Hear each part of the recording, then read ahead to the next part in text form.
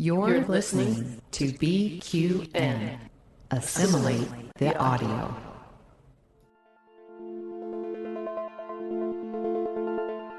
Infinite diversity.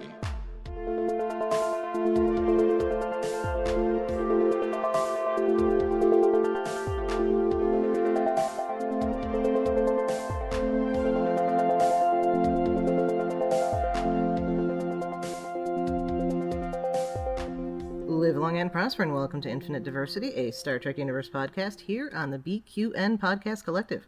I'm your host for today, Chrissie, and joining me is my co-host, Thad. Thad, how are you doing today? I'm alright. I think I'd feel better if I hadn't touched a green crystal and saw my future, but other than that, I'm fine. That's generally a good idea. Just avoid green crystals, particularly if they're kind of glowy and you think they might tell you your future. Right, also joining us today is Carl Wonders of License to Spiel. Thank you for joining us, Carl. Thank you so much for having me. All right, before we jump into our topic for the day, we'd like to take a moment to thank our Patreon patrons who make this show possible, particularly Carl Wonders, who is one of our associate producers. Listeners, you can hear your name listed as one of our associate producers at a... How many times have I just said associate producers?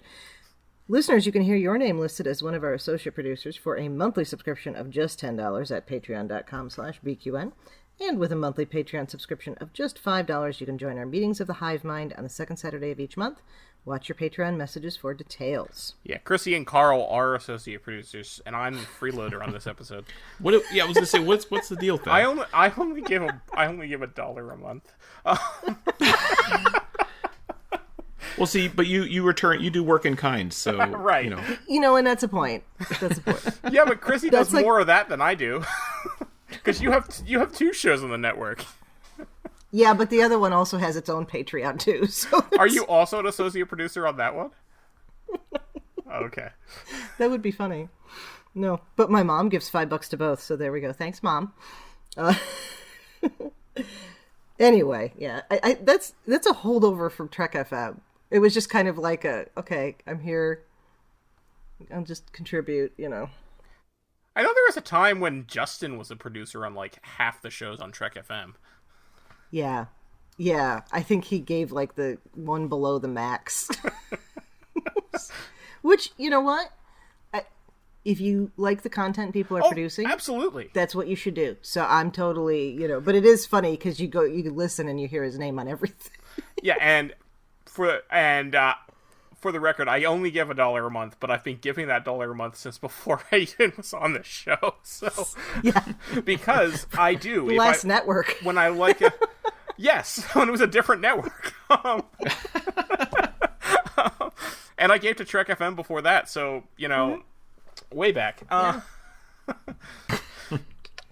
All right. Well, our topic today, we're gonna go through a recap of the first season of Strange New Worlds ahead of season 2.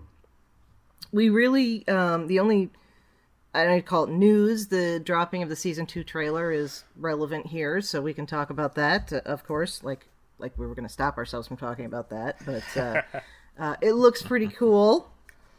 Definitely looking forward to episode 7, Those Old Scientists. Oh, gods, yes. I really like the scene where, as they're leaving, and Spock says, "Live long and prosper" to Boimler, and he nerds out about it. I love it. Mm-hmm. And apparently there's, Tawny Newsome put on Twitter that they had to do that like 10, 15 times, and so there's 10, 15 versions of it because he did it different every time. and another thing that Tawny Newsome put on Twitter is that she broke a bunch of control panels on set because she was playing with all of them. I heard about that. And apparently Jack Quaid was following her around pointing it out. That's very in character for them. Like, yes. For Mariner and Boimler. Yep. This works perfectly. Do either of you play the Lower Decks mobile game? No. No, I don't. Oh. It's fun. Maybe. It's like, it's one of those. And I'm really hoping we're going to get an animated Pike or something for this crossover in the game. So. Mm-hmm. I figure it's gotta come up in Lower Decks. Like Like, what happens in this episode has to, in some way, be referenced in Lower Decks. Especially with where they're putting it in the season, which will be in mid-August. So, like, it feels like they're definitely putting it there to sort of, like, lead into Lower Decks. Whether the story, they're picking up the story or not, I think there'll be more than just these characters appear on Strange New Worlds. There's going to be some sort of reference to it on Lower Decks, I think. Yeah, I did think when that was announced that it was going to be like the season finale and then a lead in, like watch both episodes in one day kind of thing. And it's still, I guess it still might be, although they haven't said anything and it's getting close. So the other thing, we got a poster for season 2 of Strange New Worlds. Oh yeah. And it seems like the poster is designed with like segments of different episodes of the season. And interestingly, one of those segments is black and white, and Nurse Chapel in that segment is also black and white. So I'm really wondering what that's going to mean. I don't know. Obviously, I don't know. But, I mean, like, it's... The people on the internet who say it means she's going to die are wrong. Let's just put that out there right now. Maybe Roger Corby is not the only robot that we see in TOS. There were some people saying that she's gonna die, and they're using that recent interview with Akiva Goldsman where he says that they're bending canon some this season as proof of that. I'm like, they're not gonna bend it that far. No. Bending canon is things like Kirk meeting Pike. Not Christine Chapel being dead on Strange New Worlds. Yeah. Well, maybe we're going to have an episode that's in black and white. Yeah, that's possible. That was my first thought, yeah. Could be the Rhapsody one. Maybe. The Subspace Rhapsody. Yeah. Which I still hope is a musical episode.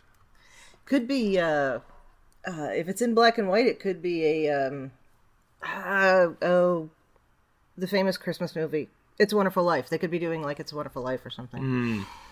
Okay. That would be very weird. They kind of already did a reverse It's a Wonderful Life last season with Equality of Mercy. That's true. Like, here's what happens if you don't die. George, go throw yourself off the bridge. It's better that way. Yeah.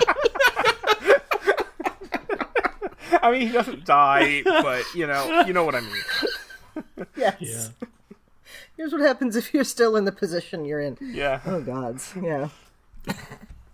All right, well, that's dark. But in a good way. Yeah. Yeah, I'm looking forward to it. There's a tiny little part of me that kind of hopes that we've all been tricked by those old scientists and it's going to turn out to be a different episode. That would be funny to me. But it's only because I really love unexpected things like that, so... I think that's probably not the case, though. I don't think it is. I don't think they're that... They know that we know that they know that we know, and we know that they know, and, the whole thing with data, so... Yeah. Anyway, I'm geeked out. This is going to be good stuff, I think. And I'm hoping that people can control themselves a little better than they had to do with Picard on social media, because... I mean, it's a little different because it's not so serialized. There's serialized elements, so it's not like the spoilers are not as big a deal. Also, as much as Terry Metalis isn't running the show. Yeah, we don't have the showrunners out. We're not going to have the showrunner. Akiva Goldsman is not going to be out there tweeting Strange New World spoilers. No.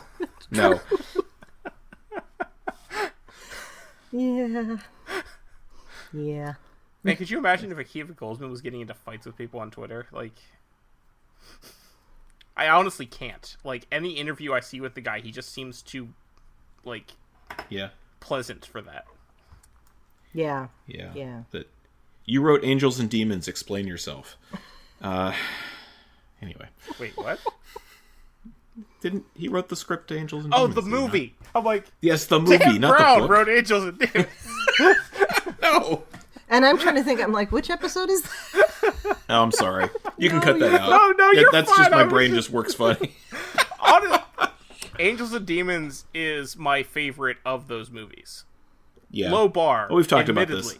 But it is my favorite of those movies. He may have written Inferno, in which case we can really rag on him for that one. Oh, yeah, no. Inferno, the movie, is a travesty that ruined the surprisingly very good for Dan Brown social commentary that he put into that. Anyway. He did not write the script to that one. So okay. He's off. Who did write that one? David Kep. That means nothing to me. Oh. We'll talk about him later. Okay. Hey, we could do the Robert Langdon movies on License to Spiel. It's there you go. We've talked about doing that too. They're like mysteries, right? That's like spy adjacent. Yeah, well, yeah, I guess. Well, and there's like any big evil organization you got to deal with. Yeah. It's a Catholic church, but still, When I first heard about Da Vinci Code, I was all like, "Oh, this sounds really interesting," because I thought it was. I only heard about the historical connection elements, about like the question of Mary Magdalene being the Grail and stuff like that. Mm-hmm. And so I ran out and bought it, and then I got home and I'm like, what the hell am I reading? So, no joke, I have read all of them. I have very much enjoyed reading all of them. They are not good books, but no, they are entertaining. Mm-hmm. They are the most unput-downable, poorly written books I've ever read in my life. Yeah. It's definite brain candy, and everybody needs that on occasion. Yeah. And then I ran out and bought Holy Blood, Holy Grail, which is the historically contextualized what that's based on, but that's a whole other thing. And I'm still annoyed that they haven't done a movie of Lost Symbol. It's because it's so bad. And as somebody who lives in DC, I was just reading, it's like, no, you can't get there from there to there in 10 minutes. It's just, no, you can't do that. There is no metro stop at that location. Like, come on. I like Lost Symbol better than, I think it's the most recent one, the one with the Origins or something like that? I like Lost Symbol better than that one. Yeah. I don't think I finished that one, actually. I have it on my shelf. But I even have his non-Robert Langdon books. Digital Fortress? I'm a Dan Brown completist. Wow. That is not going on my online bio. I mean, millions of Americans are probably Dan Brown completists. I know. There's a reason the books are New York Times bestsellers. Yeah. That does not necessarily mean people read them. Always keep that in mind. The first 15 pages read by millions of people. Yep. Oh, we're talking about Ulysses now? There was Infinite that was jest. forced on everybody. That describes infinite jest, I think. I think so. Yeah. Anyway. I'm trying to think of other ones. Yeah. Like digging back in my head through the stuff that we used to joke about that with the book at the bookstore. Non-relevant conversation. Okay. So I put together the outline. I figured the easiest way to go through season 1 would be episode by episode, but like if you guys would rather do overarching themes or something, we can do that.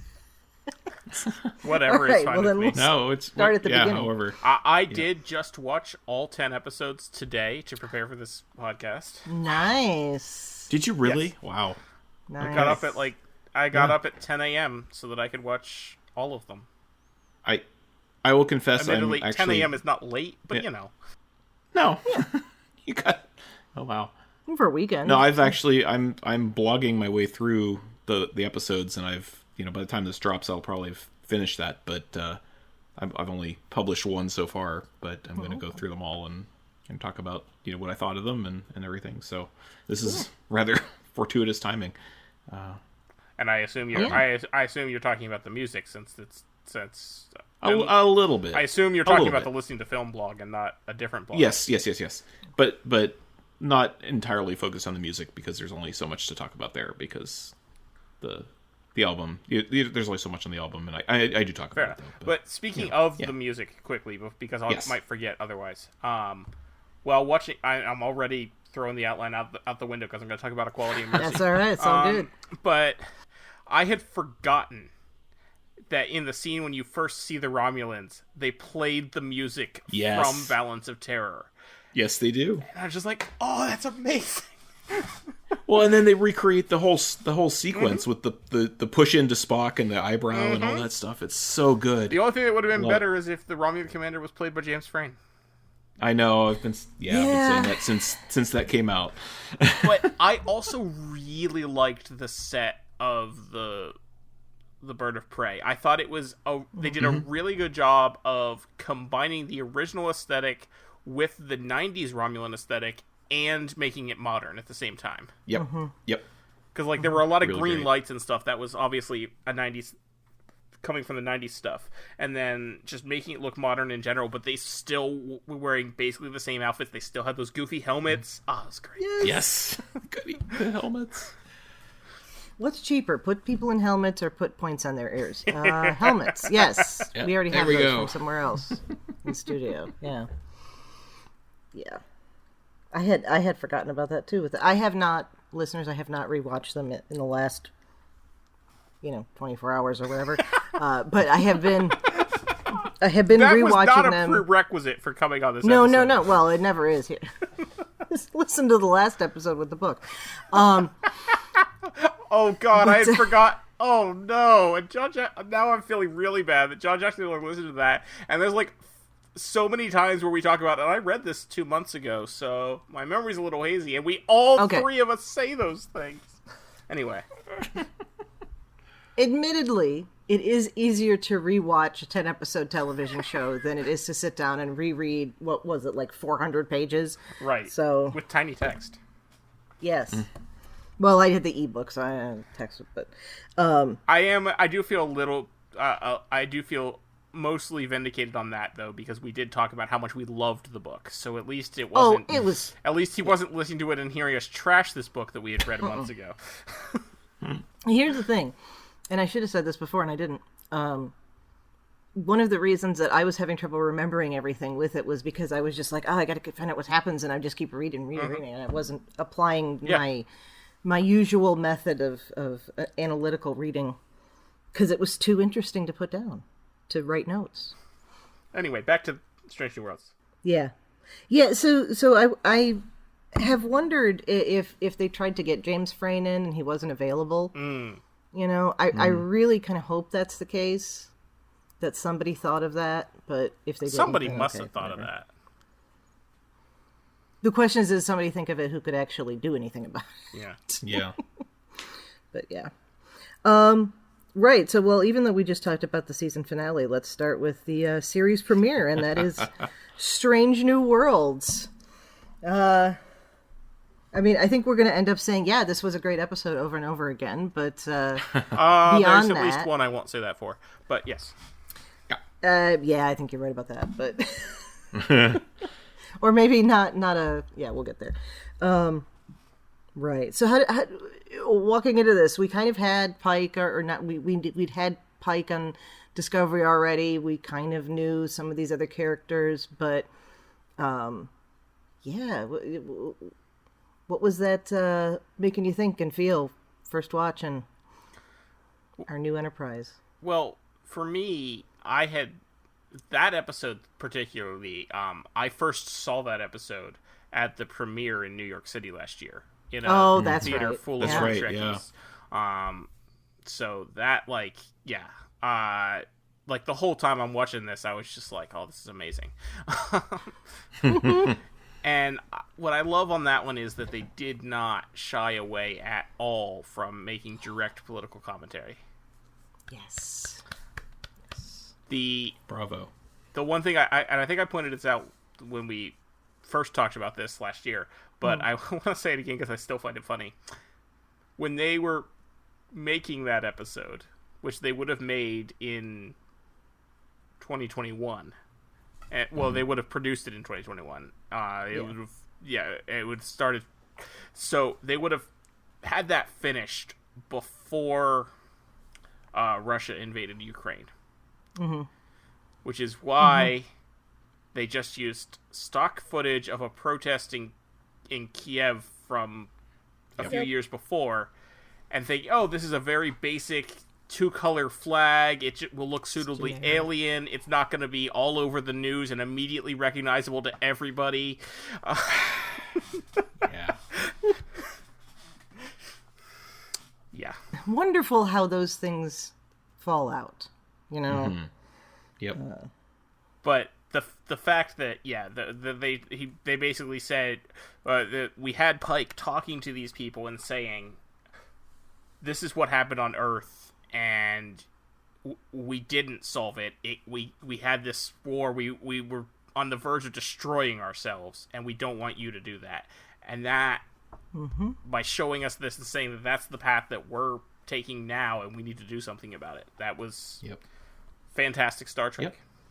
Oh, yeah. It's what Star Trek has done since the 60s. You know, they haven't always, I mean, for all the complaining about how, first of all, if you're complaining about this being something that makes you uncomfortable, that's on you, because it's supposed to make you uncomfortable. Like, no one's supposed to see this and be like, oh, this makes me happy to see them, you know, using this footage in this episode. Like, you're supposed to feel icky and gross about it. Well, I will say I was kind of happy to see the footage in the episode because of the context it gave. Oh, no, of course, but I tease, yeah. And to get even more political, I guess, if we have to, like, I just remember the you know, we have to go back in time to before the show came on the air, and, you know, we're watching Discovery Season 2, and people are saying, yes, you know, we need to have Captain Pike. We need, you know, he's a good captain as a you know, because the main character on the show is you know, a black woman, and that makes us feel bad, and we want to have a white captain, and blah blah blah, and I was, when I think back to before the show came out, I was like, I was looking forward to it, but I wasn't convinced that I ever needed the show to come out. When people are saying, "Oh, we should do Pike, Spock, and that Enterprise," I was like, that could be fun, but surely there's more original things we can do, and all that, and I wasn't convinced it needed to be made, especially because there was that segment of the community online out there that was saying, you know, we need a white captain again, because that's what makes us happy and that makes us feel comfortable, or whatever nonsense they were saying. And then the first episode out the gate of these people see this white captain go up there and give this one of the top 10 Star Trek speeches as far as I'm concerned. And, you know, they use this footage ripped right out of the headlines that these people probably weren't so happy to see, and you know, tough shit as far as I'm concerned if that didn't make you happy. But just the way it wraps around to Pike's own sense of doubt about his future, and talking about he says, I choose to believe that your destinies are your own. Maybe that's why I'm here in this room, to remind you of the power of possibility, because up until our last moment, the future is what we make it. And he's come to that own realization about himself, as well as, you know, this is the message I'm going to convey to you, the society on Kylie, what was it, 279? Which, by the way, is a fantastic TOS planet name. Oh, yeah. Which I loved. It's just the and I wasn't expecting them to dwell on the Through the Valley of the Shadows story too much in the show going into it, just because it seemed like it was something that Pike made a decision. He was at peace with that decision. I'm glad that they went back and revisited it, because of course this would weigh on you and affect you and all that. You know, this knowledge of, in X number of years, I'm going to have this terrible accident, and what does that mean? And I like that that's the arc. It's a personal arc throughout the story. It's not a big stakes end of the universe arc. It's, how am I going to live my life knowing what's going to happen? And I thought it was, they pulled it off really well. I did want to ask, because there has been a lot of debate online, especially when the episode came out, around is Pike's attitude about his accident, is it an ableism problem? of him saying, because he multiple times he says, I've seen my death, or the death of who I am now in this accident. I just was wondering what you both thought about that, because I kind of go back and forth, and I'm kind of in the middle ground of that, just because of, he has an accident, but it's not like he is still much of a functioning person. Right. He's locked into a body that can say yes or no with a little blinking light. I mean, that's not just somebody who lives in a wheelchair, or somebody who, needs some kind of assistance with something. He's completely dependent on everybody else around him. So I think that there's a more nuance to that than just the critique, I think, that I've seen. But I'm just curious what you've thought of that. I tend to agree with what you say. The situation that happens to Pike, that's the sort of thing that terrifies me of ever being in a situation where my mind is still present and is thinking all these things, and I'm not able to express myself or speak, basically. Physical disability is one thing, and even non-physical disability, mental health. There are many disabilities where people are still leading full and fulfilling lives. Sitting in a chair, unable to talk, and just beeping for yes and no, I don't think that really qualifies as very fulfilling. Yeah. No. Especially for someone for whom they had not been that. If you're born that way, you never know a different way, and I don't know. That's still not great. Obviously, we wouldn't want anyone to be in that situation, but that's a different situation than if you are Captain Pike and you're used to living the way you do, and then suddenly it's basically all taken away from you. It's the end of his life as he knows it, even if it's not the end of his life, and he can still continue on, and he can with the Telosians, he still has the life that he can live now, but it's still not the life he had. Right. There's two things that bothered me about that in that context, and the first, like you guys are saying, this is, in terms of how he lived his life, this is functionally a death. Okay. But the thing is that people go, oh, death, and then immediately no, that's it. But that can be used to talk about that's the death of my old self. You know, we might think it's not necessary. And this might be my Catholic upbringing coming up, but it's not necessarily a negative thing. As strange as that sounds. And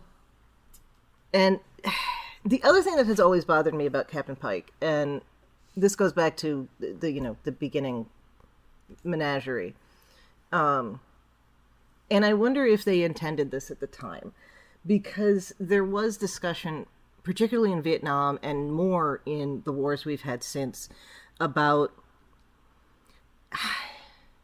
how good is it for the people that we can pull off a battlefield who are mostly dead that we can bring back. Is that really a good thing? And I'm not saying, listeners, I'm not diminishing any of that. I'm not saying that, don't take this as saying we shouldn't be doing that. Okay. It's the philosophical question of, do I want to continue surviving in this state? And it turns out a happy ending with Pike, because he can go be with Vina, and he can live this life, and functionally he is the person he always was prior to the accident. But he doesn't know that. I mean, how many years passed between the accident and Menagerie? It's like 3 or 4, right? I don't think he's been. I think it's pretty quick, actually, after the accident, isn't it? Because Kirk and them, they don't even know what's happened to Pike when they get to the station that he's on. Oh, okay. Spock's been in communication with him. Yeah. But I feel like it's fairly concurrent. Yeah, now that I'm thinking about it, I guess I don't know if they had that information prior, but we can retcon it that way. But Pike doesn't know this in Strange New Worlds and Discovery. Right. So he is looking at this and understanding, what that's going to be. Yeah. And I'll just jump in because I just remembered. I think Spock says in Quality of Mercy that the accident happened something like 6 months prior to Balance of Terror, or that timeline when the Balance of Terror stuff happens. Oh, okay. Which, if I remember right, Balance of Terror is towards the end of season 1. Yes. And the Menagerie is like episode 10 or something. So it probably was, fairly quick. Maybe a couple weeks or a month at most, I would say. Okay. But I'm sorry I interrupted you. But no, you're fine. My timeline was off. I hadn't looked that far into it. But like I was saying, I've always read that as, in part at least, a commentary on that issue of the battlefield wounded, and because we didn't know how he was injured, I don't think, in Menagerie, or it was just in passing. Maybe they did say it was a training accident. They did say it was a training accident. They did say, okay. Yeah. Anyway, so I always read that as that kind of a commentary, but I don't know if that was intended that way. But that's not ableist to me. Right. That is, I think a human being in their right mind has the right to decide if they want to continue surviving that way, as opposed to living. And I think, that is a different question. And this is like you said, we're not talking about somebody who's, lost a leg and can still function, or is partially paralyzed and can still mostly function. And I mean, all you got to do is look at Stephen Hawking, right? And that even kind of puts to lie the whole thing of Pike being stuck in the wheelchair and only being able to say yes and no, but we won't get into that. Yes. Yeah. Yeah, obviously, we know that given the technology that was developed after 1966, that would not be a situation that would happen. But no, and we can ignore the fact that McCoy says something about we haven't been able to tap into the brain yet, and then in season 3 we get Spock's brain and all the shenanigans that happen there. So, but Chrissie, you said aliens. No, it was no, but he could have Spock talk him through putting his brain anyway. But Chrissie, you said something really interesting just there, because you said the whole conundrum of surviving versus living, and Pike actually explicitly says this in that episode. He says it to La'an. I mean, he's talking about trauma and PTSD and that sort of thing. But I think it's I don't know, intended or not, it plays exactly into that, where he calls attention to this idea. Yeah, I'm gonna guess that was intended. If I'm not, sure it was then intentional. It was a very happy accident, but yeah. And there is a difference there. Anybody who's dealt with family members with like advanced dementia diseases, there does come a point where it's just surviving. So. Yep. Well, that went dark. Anyway, but a good discussion, because there is, I do understand why people were saying that it came off as ableist, but I also, I feel like there's more to it than just, he's in a chair. He's not just in a chair. So, you know what it reminds me of, actually, and this might be just because I've been watching Call the Midwife, and there's this whole thing about polio in it in like one of the seasons. That chair is less a chair and more an iron lung. Because it's running his whole body too, isn't it? Yeah. So that's a better analogy, because he's stuck the way you were stuck in an iron lung. Yeah. But at least if you're stuck in an iron lung, you can still talk to people. That's true. So it's worse with that. Yeah. Well, let's just thank Jonas Salk for the polio vaccine again. Yeah. Yeah, so I said it when we were talking about the episode at first. This is the thing that people tend to forget about Star Trek, is that Roddenberry created it because he was told he couldn't do a couple of stories he wanted to do on the Lieutenant. So we always must remember that it is intended as political commentary, no matter what anybody else says. Yep. Trouble with Tribbles is not political commentary. I understand that, but the rest, you gotta have a lightened moment for. I mean, it could be political commentary. There's, the ecological disaster, the Tribbles, and sharing of resources with an enemy. Yeah. Yep. Okay, there we go. Now I'm trying to think of episodes that are very obviously not political commentary, and I can't think of Even Alan Moraine has political commentary. Along home, yeah, sure. All right, so we're introduced to Strange New Worlds and Strange New Worlds on a Strange New World. Anything else we want to say about that? It's a good episode. Yeah, it's a great episode. Good stuff.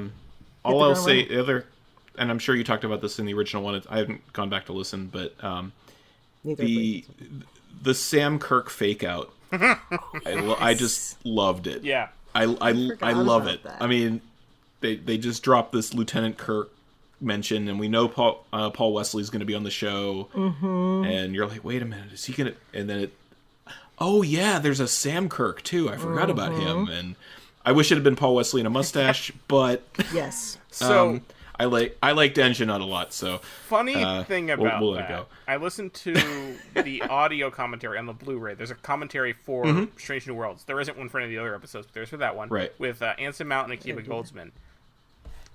When they put that fake out in there, they hadn't yet decided on bringing Kirk onto the show, James Kirk onto the show at all. Oh, interesting. Nice. Okay. So the fake out works because we knew. But it still works as a fake out. It still works. Yeah. Oh yeah. So it's now I wish kind of forget. Yeah. So they should have given, and I'm blanking on the name of the actor who plays Sam Kirk now. Dan Jeannot. Yes, they should have made him shave his mustache to be James Kirk. There you go. Yeah. It might have been an issue if we ever see the two brothers together, which seems like is something we might run into. Yeah. Well, we do see them together in Equality of Mercy. Yeah. Oh, that's right. Of course. Excuse me. Yep. Quality of Mercy was a tough watch. I think I only watched it twice for the podcast, and I haven't gotten that far with my parents rewatching yet. So, or me rewatching them, watching for the first time. Definitely, I would say, having just watched all 10 in one day, I think that one is my favorite of season 1. Oh, okay, cool. Yeah, we tend to forget that we had all this. We had the information about Kirk and the fact that they were filming season 2 before we saw any of season 1, and it was just. Yeah, and it's kind of strange that way. In fact, the original leak of Kirk was from season 2 shots. Season 2. Yeah. Because they were filming in downtown Toronto. Yep. All right, well then let's head on to the Comet, where the children are, with episode 2 and Children of the Comet.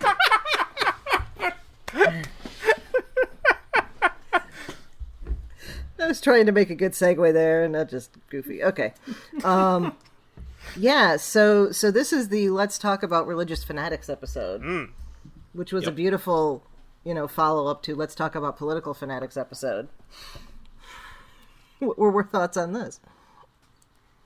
Yeah, but it ends... More classic track? It does end with them basically saying, well, maybe the religious fanatics weren't wrong, so... Yeah. There is that. Which is also not atypical for Star Trek. True. Yes.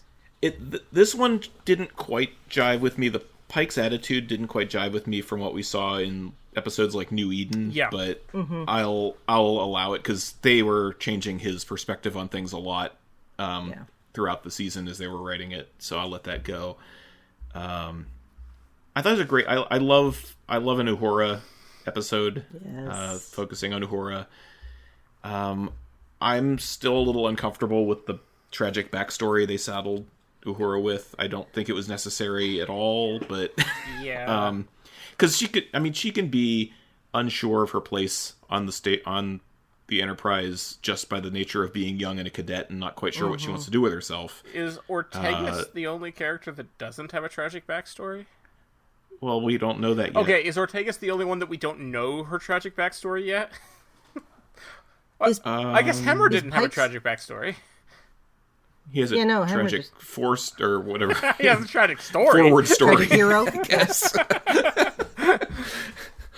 I'm trying to think. Pike's backstory. He doesn't have a tragic backstory. He has a tragic story. Yes. Yeah. But like Pike has the trauma that he's dealing with. It's like, he. The other thing that I find interesting, and it kind of goes, and I thought this is where you're going earlier with it, was his whole in the cage when he's ready to give up command, and he's I'm tired of being responsible for 203 lives and deciding who goes on the landing party and who lives and who dies and all that stuff. And for whatever reason, his experience with the Telosians kind of changes his outlook on things. Yeah. But so he's experienced a lot of ups and downs, I think, as a captain. Yeah.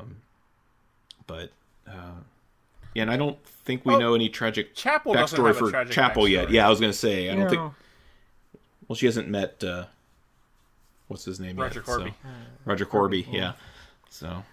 Yeah. Okay. Well, that's probably coming this season, I think. Mm-hmm. Maybe that's the black and white episode. Maybe. Oh, maybe. I wonder if when did he start working with androids? Was he working with androids when did they establish that? I don't think so. No, I think it was he only started working with androids when he went to that planet. So yeah. Perhaps. Right now I'm going through the cast. I'm like, Spock's backstory is just Spock. Well, I mean, he's got the whole. It's tragic. But him and Sarek not seeing eye to eye. He was bullied by Vulcans as a child. I mean, we already knew all that, but he's got that. And his sister rejected him. Oh yeah. His brother is some weird anti-logic extremist guy. Yeah. Yep. Yes. Yeah, and we don't have a lot of number one's background, but if she's having to lie about secret Allurian, so. And that's not necessarily a tragic backstory, but but it's traumatic. Yeah, she's certainly got the trauma there going. Mbenga, we have his wife is dead and his daughter is dying. Yep. La'an and we don't know how his wife died. No, we don't. So that's La'an, we've got the Gorn. whole Gorn thing. Yeah. Ortega's better be like a calm, well-rounded person, because otherwise. Well, sadly, the actor has a tragic backstory. Yes, I know. Oh, that is so sad. Yes. Yeah. Yeah. Yeah. Can we just say how amazing her performance is in season 1 when you know what was going on? Yeah. Behind the scenes. Yeah. I mean. Yeah. Listeners, if you don't all the props know... to Melissa Navia for making it through that. Yeah. Yeah. Her husband was dying or died right before she started filming. It was around that time. I don't know if they had started filming yet or not, but it was right around like he knew she was cast in Star Trek before. Yeah. And my understanding is it was a very quick thing. I think it was cancer, but it was discovered very late. So he did not live long after they discovered he was sick. Yeah, again, discussing surviving versus living. Yeah. But and she said in interviews that Star Trek really helped her get through it. Mm-hmm. I'll bet. Having something you can throw yourself into. Mm-hmm. Yeah. All right, so she needs to have had a happy childhood because of what happened to the actor. Yes. Say that. Chapel, as far as we know, doesn't have a tragic backstory. No. Who? I'm sorry? Chapel. Yeah.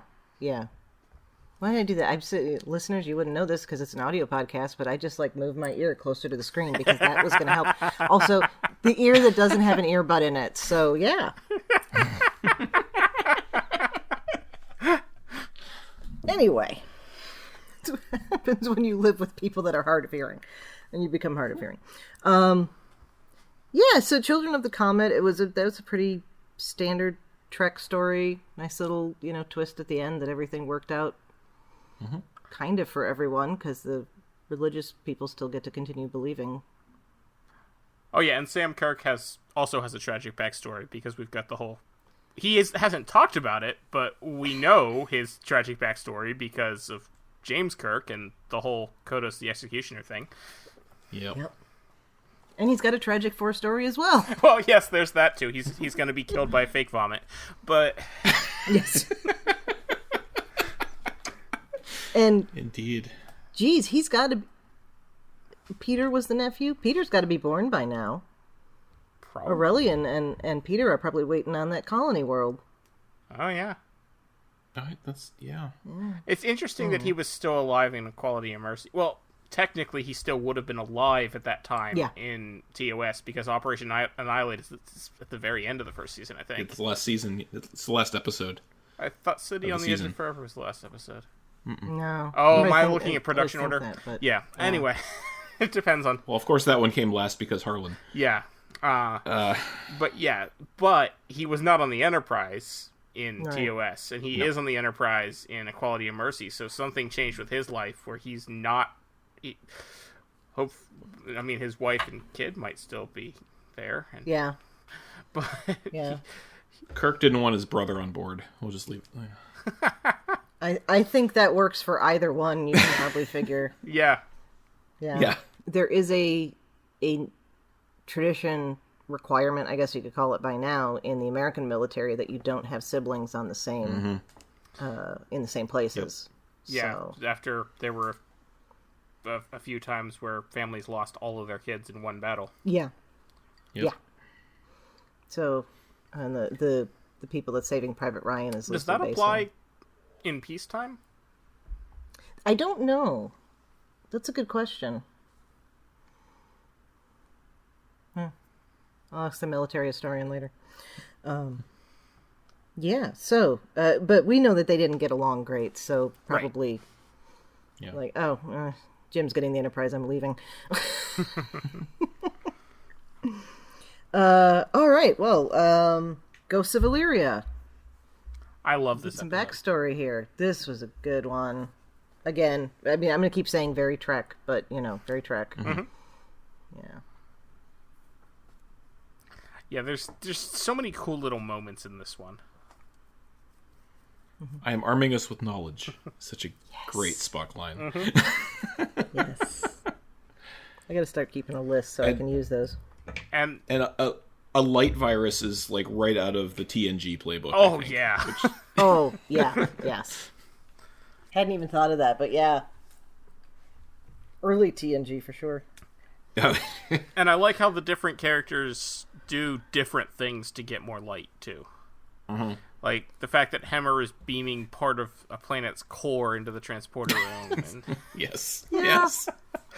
Which, I mean, if you think about it, for him being blind, right. light is heat more than anything else. And being the Yeah. engineer that he is, that's how he's thinking. And what's the most heat that I can get? Yeah. Yeah. Yeah. And Lon is like, well, what produces more light than a antimatter explosion? So I'll make the ship explode. Right. Yeah. Doesn't matter if I die in the process of it. Just, it's fine. It's fine. I also, like, my favorite scene in the episode is in the very beginning when the first guy get infected is like, leaning is like trying to get at the light in the hall, and he talks to Ortegas, and she says, "Whatever tweaks your freak, pal," and just keeps walking. Yes. Mental note: maybe you need to fix the vitamin D in the ship or something.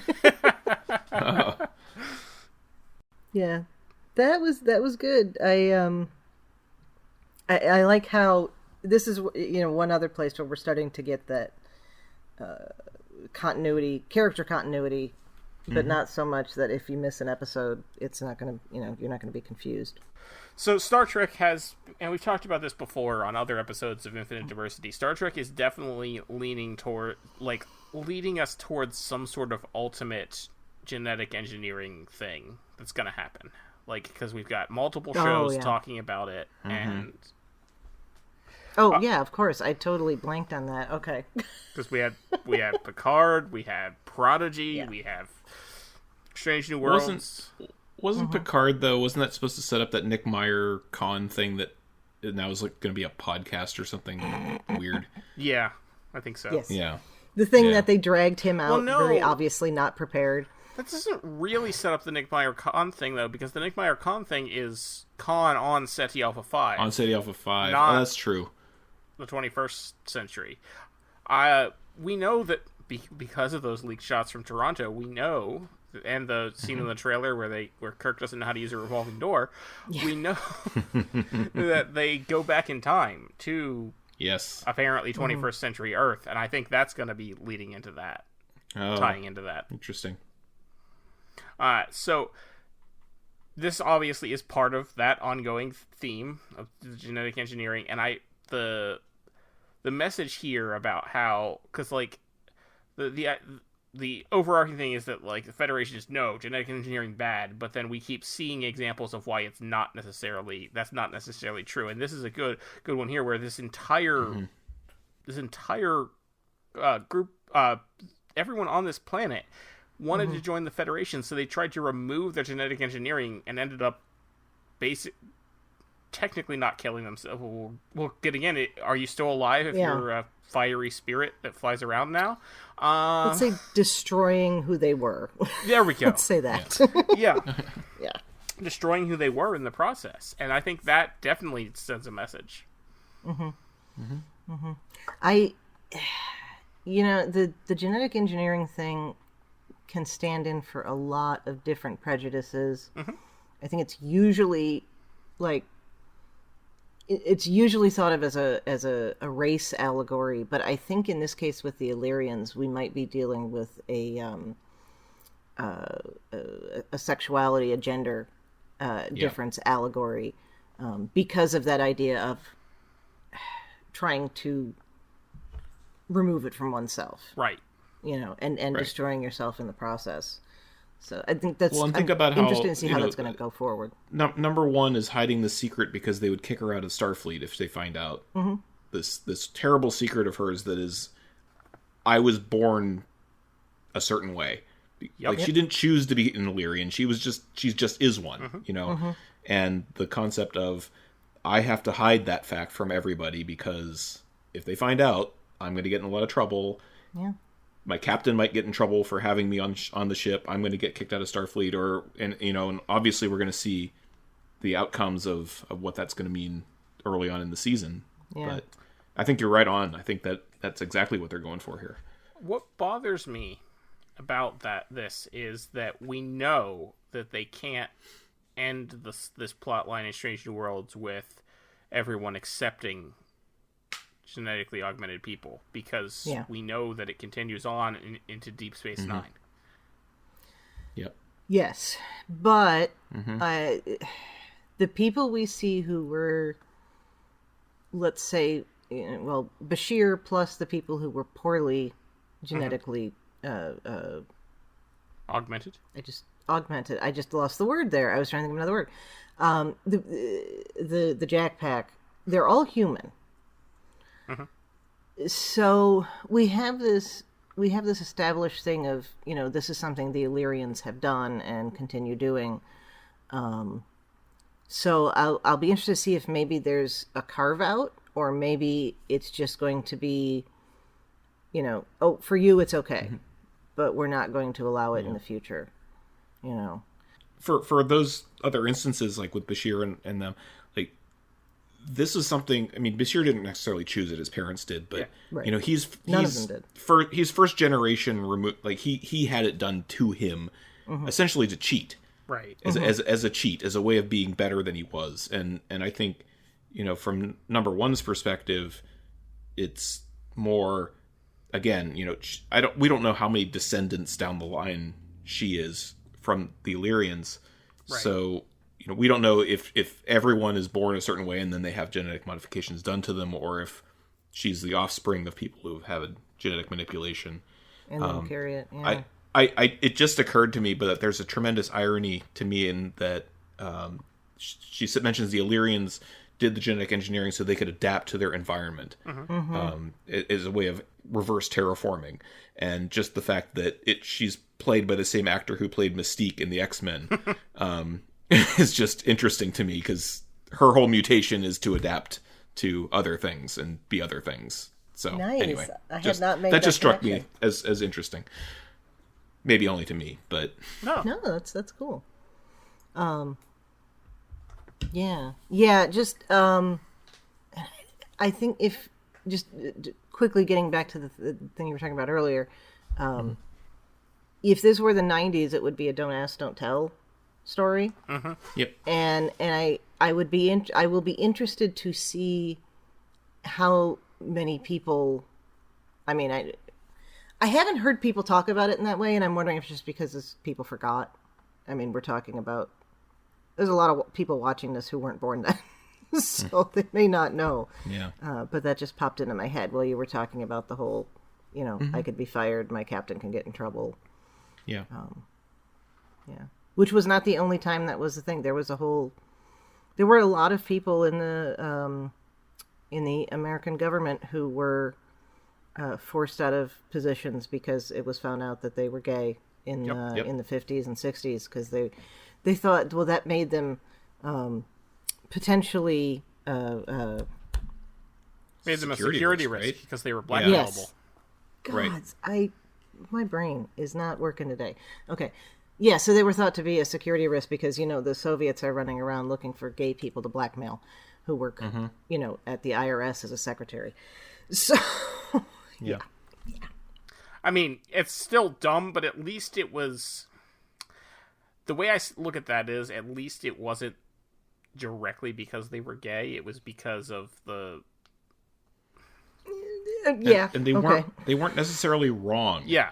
Either, which is kind of the sad part of it. It's the same reason why you can't get security clearance if you have huge amounts of debt, for instance, because it's a liability. Yep. Yeah. But it was used that way, so... Yeah. Oh, yeah. No, I'm not saying it was right. No. I understand. Yeah. No, I know you're not. You can follow their logic. Mm-hmm.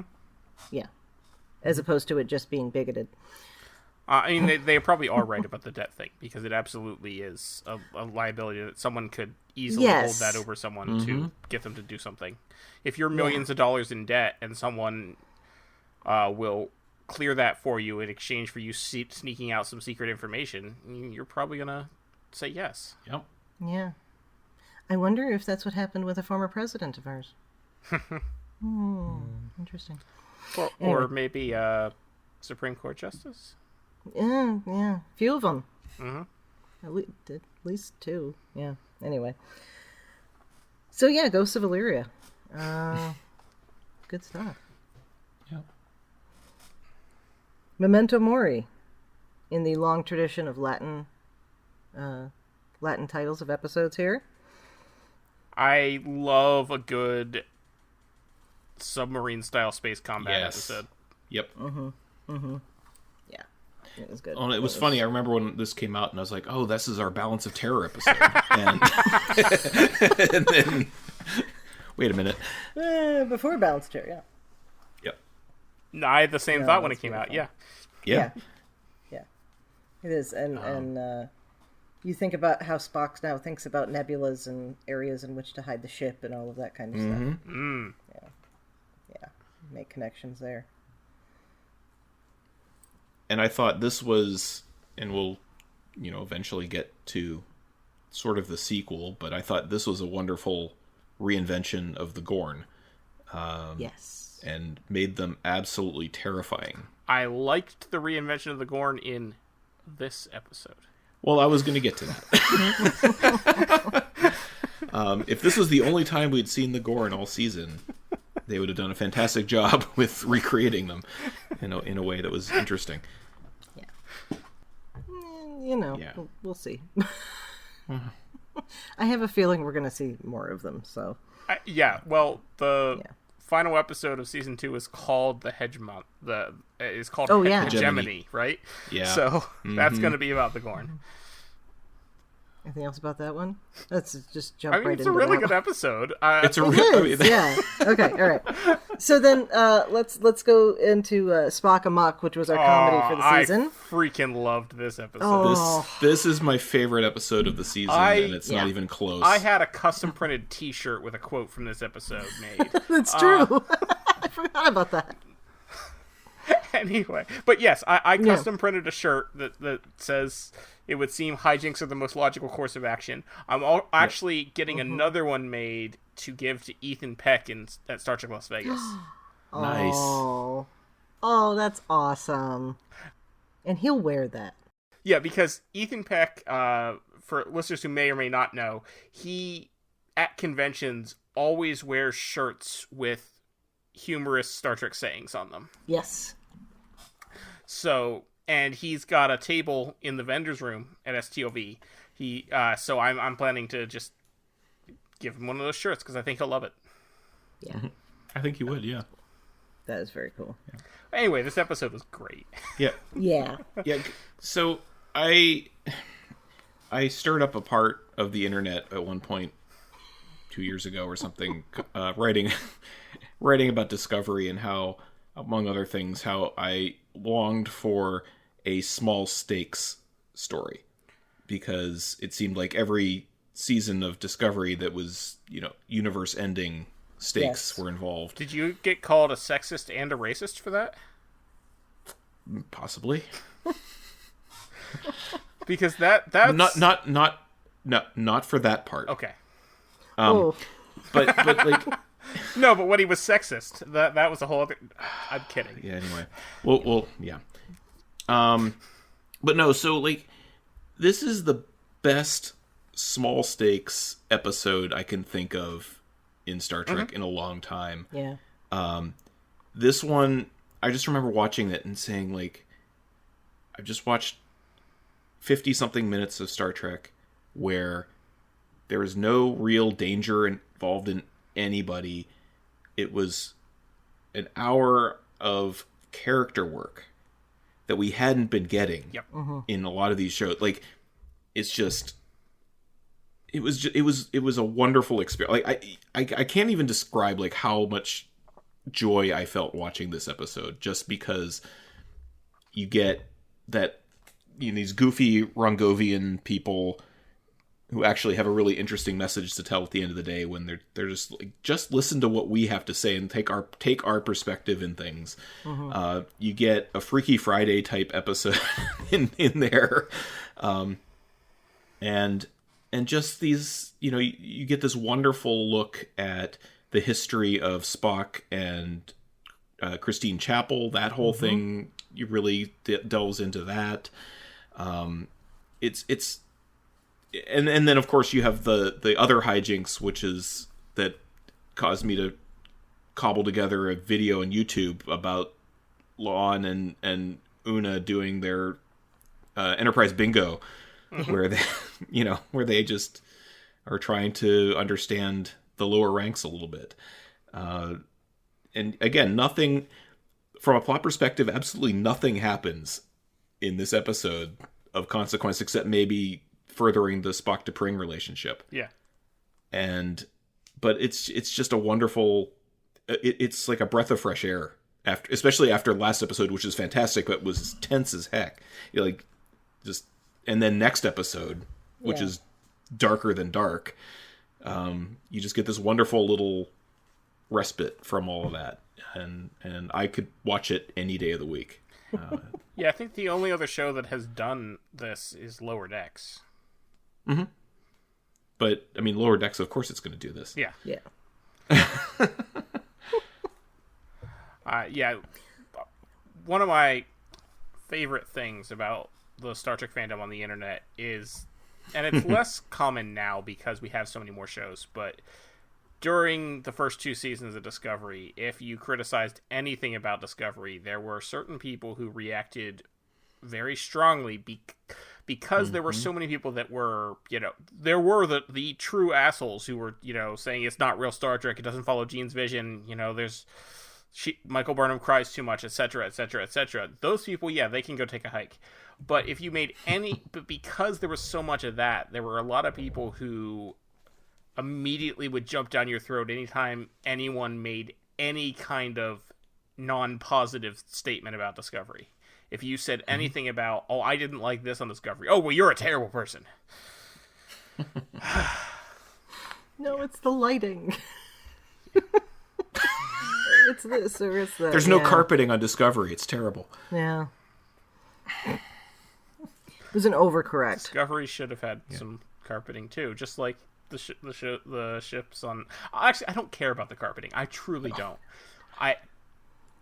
All of the shows need to have more lighting. That line in Picard, though, about how he missed the carpet. Yes, that was great. Was just so good. That was. Yeah, I don't care if they don't have carpet. I truly don't care. But I do wish that the sets were well lit. Yeah. And that also applies on Strange New Worlds. The bridge is way too dark. A lot of the other sets are decently lit. Like Sick Bay is usually pretty well lit. But the bridge is too dark. Yeah. Through the whole season, I was going back and forth about how I felt about T'Pring. I still am not sure because, and I know I talked about this a year ago, but people might have forgotten, so I'll bring it up again. I probably forgot, so it's fine. Well, cool. All right. In Amok Time, the way I always read her was she was put into an arranged marriage that she did not want, and she logicked her way out of it. Yeah. Okay. And admittedly, yes, of course, Spock was in the arranged marriage as well, but historically speaking, the male in that circumstance has usually had a lot more options than the woman has.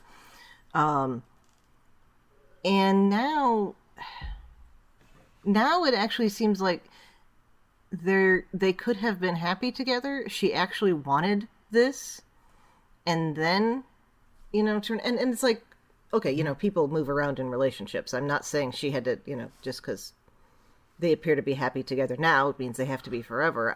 But she was kind of a feminist icon to me for a long time, and now I kind of think she's shitty. Especially when we get to the Serene Squall and we find out that, yes, they really can just break up whenever they want to. It's fine. It does, by humanizing is probably the wrong word, but by... Yeah. You know what I'm getting at. By humanizing the character in Strange New Worlds, to make her a likable character in Strange New Worlds, it's setting it up for her doing something truly awful in TOS. Yeah. I mean, so the first thing about the Serene Squall, like I'm still unconvinced that is actually a thing, or that they made it up on the spot as kind of a we're gonna pretend something to get out of this problem. Well, but don't they say? And I'm not sure. I'm not sure that that's the right. Yeah, they do actually do a thing to reinitiate the bond, though, when they meet after it, though. Yeah. Oh, that's true. But that doesn't mean it's something that's a rebonding done often. ritual. Yeah. I mean, Spock was still in his, biologically insisting, F or die in Amok Time, but surely there are systems in place for that to happen, for that to be taken care of without the marriage. Yeah. Oh, well, we've established now that Vulcans can have sex outside of Ponfar, so... Yes. Yeah. Well, yeah. Yes. I think I think most of us knew that anyway. Well, I don't think we knew that females went through Ponfar until Voyager. Yeah. So... Or not Voyager. I would females. It wasn't. Never mind. I take it back. That wasn't a female. I was going to say, problem that was anyway. B'Elanna. I think the only time we've seen I think the novels have established that female Vulcans go through Ponfar, but I don't know if the show ever has. Okay. Yeah, I don't know. I don't remember. Well, strike that. Something with T'Pol, yeah. But I do wonder with the... Hold on, she might have. Oh, she did. No, she did go through Ponfar. Yeah. Okay. That's okay. Never mind. I wasn't I got my shows mixed up then, because B'Elanna had that weird thing happen. Yeah, but that was because of Boric. Yeah. Yes, I know. Yeah. Yeah, and then you have two senior episode. officers telling Tom Paris to go, have sex with B'Elanna. But I get the context. I wonder with the T'Pring if some of this though is just, in this day and age, we can't really have so much an arranged marriage, and we're gonna have this thing where in Vulcan tradition, the female proposes to the male, which I thought was an interesting thing, but it does kind of mess up, what has come before. Yeah. I don't know. I like the idea of fleshing out their relationship and the whole idea of making you take a different look at Amok Time. And I think what's going to happen is that makes it at least uncomfortable for me in a little bit is that it's going to be kind of this blaming our heroes problem where Spock's the one that's going to screw this up. I think. Oh yeah. He's already screwed it up from the first episode when he's like, yes, of course I'm going to go off and have adventures on Enterprise, and T'Pring's going to understand because of course she will, and then she's like, why didn't you should have asked me first, and he's the one that screws things up on the Enterprise in the beginning of Spock Amok, and that's the whole reason the episode happens. Yeah, so that's the thing. In and Spock she's trying, like even in for comedy. It's played for comedy, but in the Serene Squall, where she's like, maybe we should explore human sexuality a little bit more because that's something that you might be into because you're half human. Yeah. Like she's doing all those things to relate to Spock, and he's being Spock. Yeah. Spock Amok starts out with him lying to her. It's not it's a trivial lie. It doesn't actually matter, but it's still a lie. When she comes into his room and she says that it's very humid, and he says he's in the process of redecorating. Yep. No, he's not. Nope. And why would that be? Like, it would be okay if he had some human things in his room. He's half human. Yep. And that's something that he needs to assert with her. Like, yeah, I am. And I think she would have been fine with it if he had just said something like that. Yeah. She wasn't necessarily saying it was wrong. But he lies immediately. And it's just like, that's not a healthy relationship. No. No, but you know what I thought of when she said that was the scene in Star Trek V with the birth and Sarek's first words. Oh, so human. So human, yeah. Human. And so I think, I don't know if we were meant to think of that, but I did, and so we know that's something that Spock is carrying, and perhaps she's, not that he remembers it from his birth, but he knows from the rest of his life. But her saying remember that it from his birth. Otherwise, where did that scene come from? True. Sybok planted it. You're saying Sybok was there and saw it? No, because like Bones was an actual memory. I'm wondering, do Vulcans maybe have memories from birth? Maybe, or maybe he was told the story, and that's maybe. Because I doubt Sybok would have been there for the birth.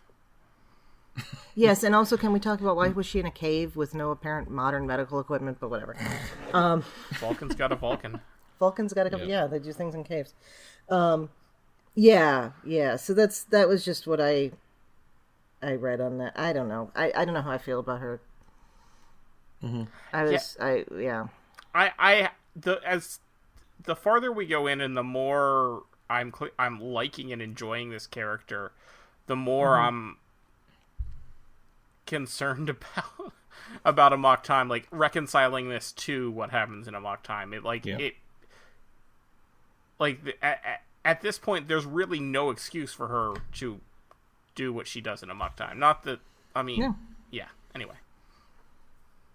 Yeah. Well, it always made sense to me just because she's in Amok Time. She's like, I don't want, essentially, she uses bad terminology from the 60s, but like, she's like, I don't want to be married to a living legend. Like, that's just not the life I want.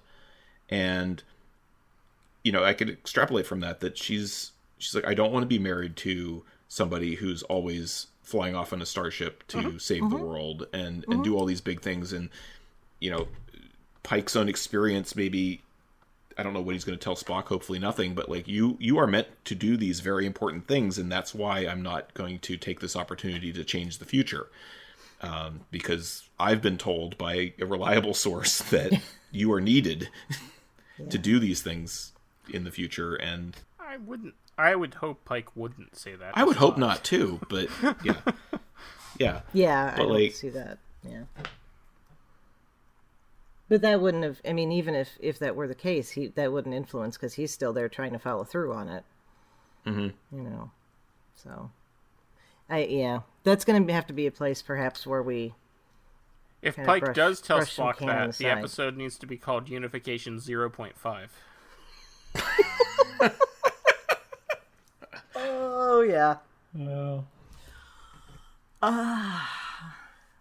No, we actually Unification .5 needs to be a short trek at the Khitomer conference where they meet. In all seriousness, but Yeah.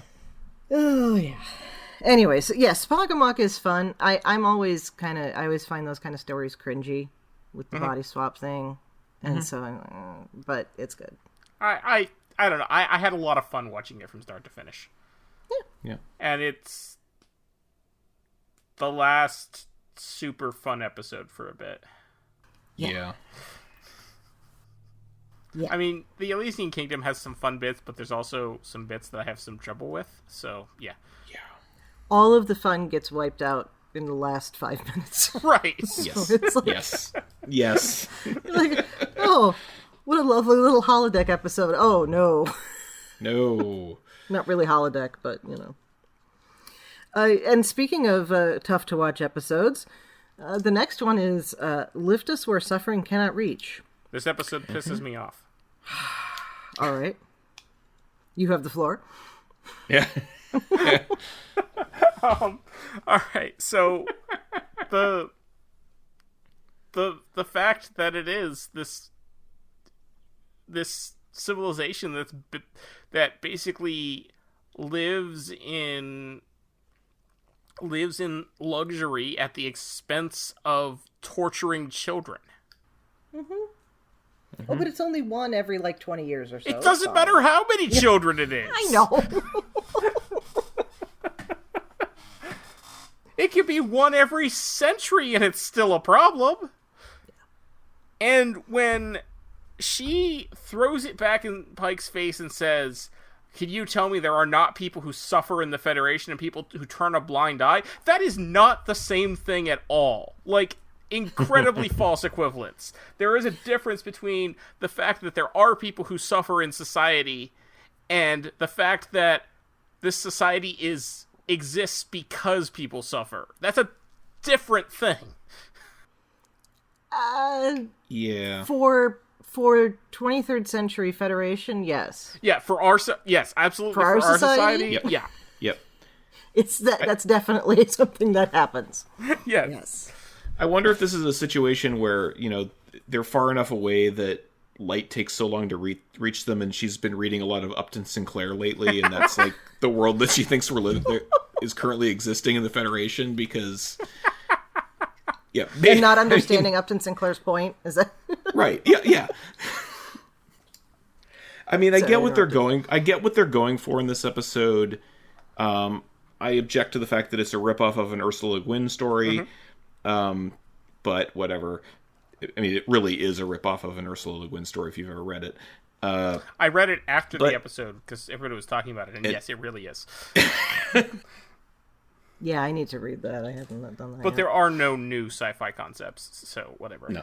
Well, there's no new concepts, period. But yeah. Well, yes.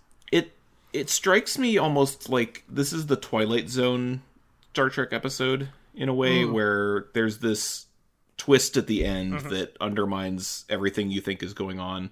Although on multiple rewatches, it's kind of laid out for you pretty well. Oh yeah, what's happening? Watching it again, knowing what's happening, the signs are all there throughout it. Yep. Yeah. My other big objection to this episode is that for whatever reason, Pike makes no sense to me in his behavior. And it's completely inconsistent with how he's been throughout the rest of the show, where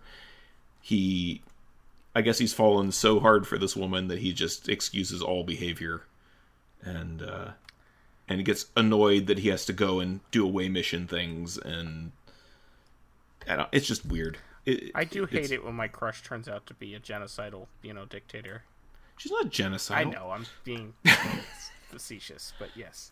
I don't know what the equivalent of single child for genocide is, but It would be the Latin would be puercide, boy killing. Okay. okay. A child abuser. We can go with that. Yeah, we can go with that. Okay. I mean, it's always interesting, and it reminds me a little bit of that rather lousy first season TNG episode where they have the society that's dependent on this thing that is really, really, really bad and nobody understands how to live without it. And they're kind of stuck. Or like a half a dozen episodes of TOS, too. Yeah, that too. Yeah, that's true. Swap the kid for a megalomaniacal computer and... Well, it's a different story, but the idea is still there. Into a computer that keeps them from having sex? Yeah. That doesn't keep them from having sex, it just makes them sterile. Well, they also don't have sex because Kirk tries to explain it to them. Oh, I'm sorry. I was thinking of When the Bell Breaks. Sorry. See, that's my point. There's multiple episodes of the same. It's like Kirk sees this idyllic society, but they don't have sex. Oh, we can't have this. We can't have that, no.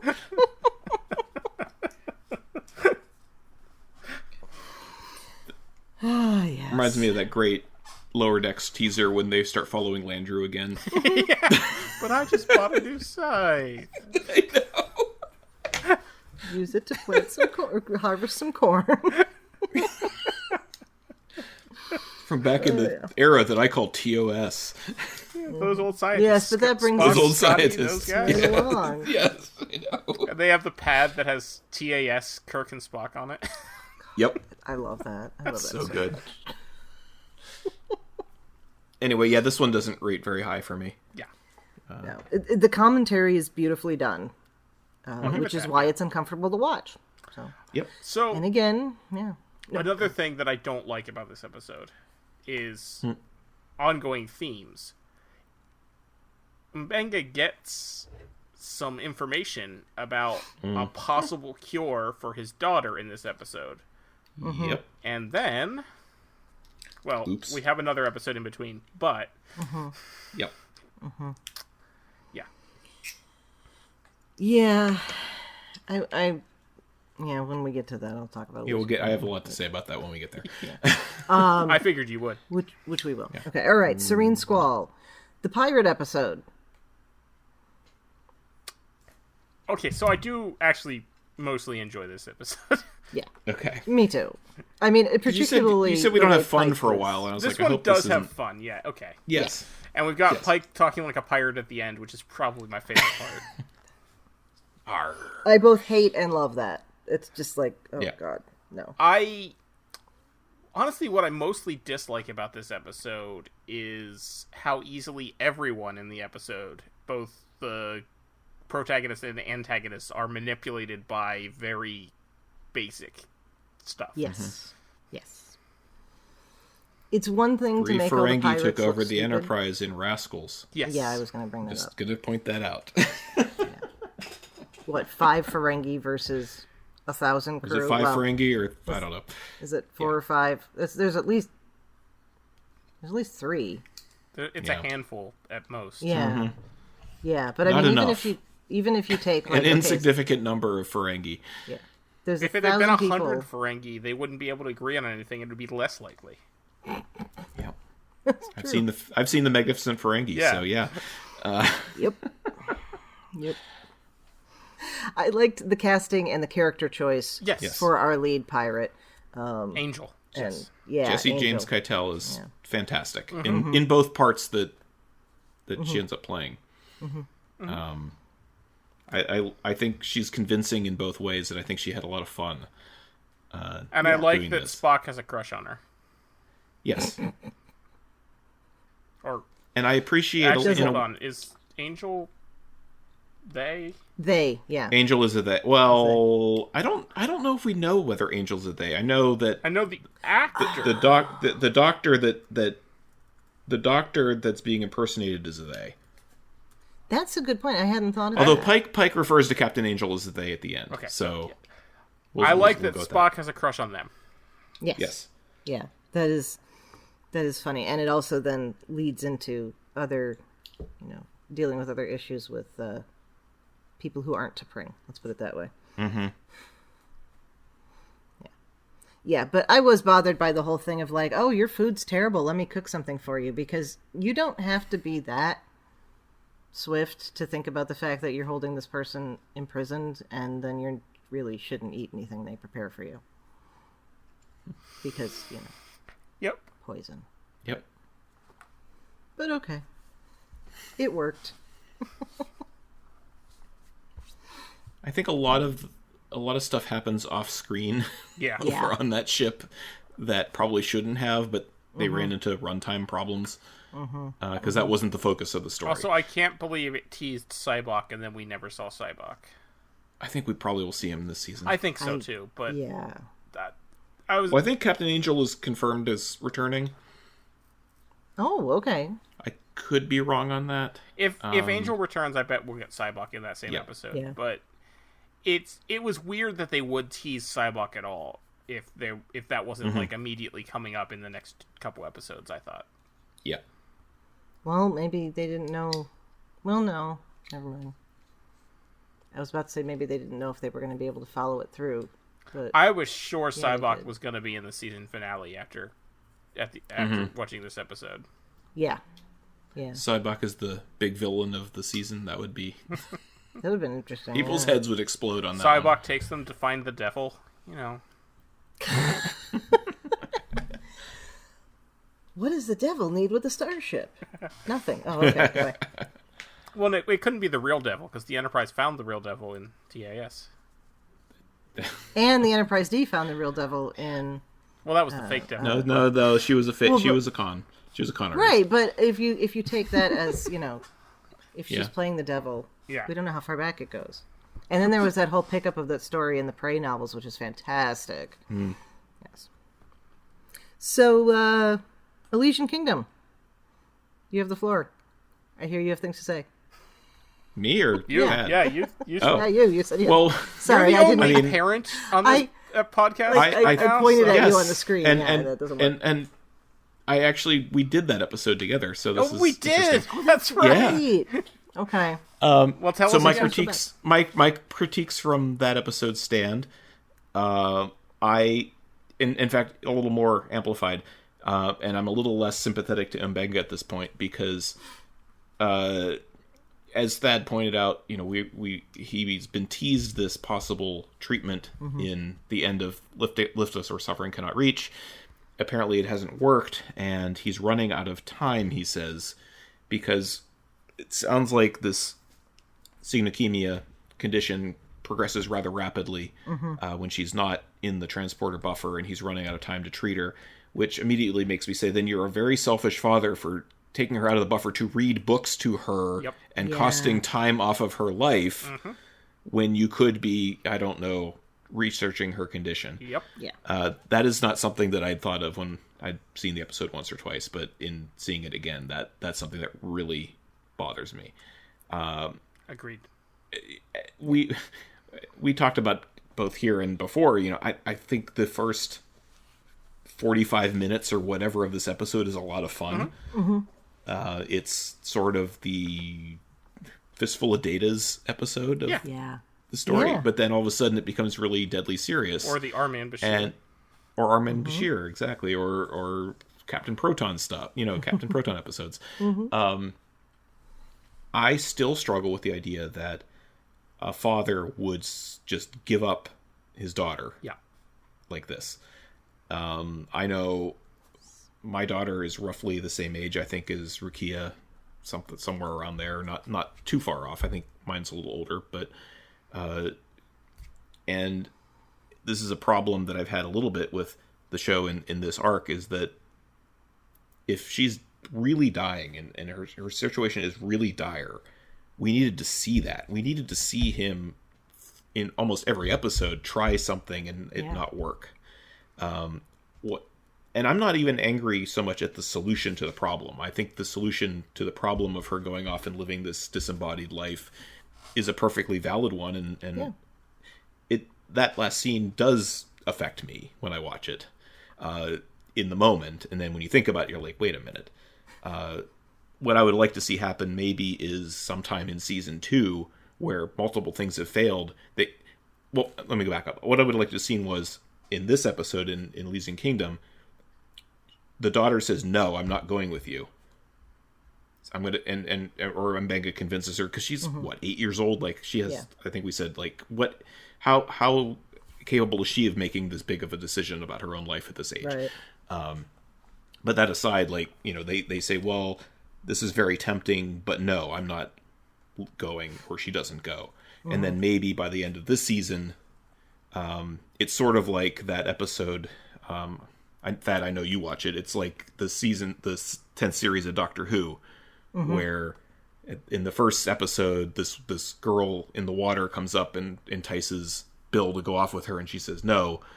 And then, but the solution to the problem at the end, because she's about to die or has died or is essentially dead, she comes back to this situation, and it comes back around to itself. And at the end of sometime in season 2, maybe that ending would have been earned for me, where they have to take her back to this nebula because it's the only thing they can do, and it's we've tried all these other things and nothing's worked, and she's minutes away from death, and we can give her this one chance at living, and we do it. Yeah. That would have worked for me. And it's a shame because watching all these other actors do all this wonderful over-the-top performances. Celia Rose Gooding is chewing so much scenery as the villain of the story. Bruce Horrick is finally given something to do that's fun and interesting, and he's going to go off and do many, many more episodes of wonderful character work. And God, seeing Anson Mount as a sniveling coward is just so wonderful. He's so good at that.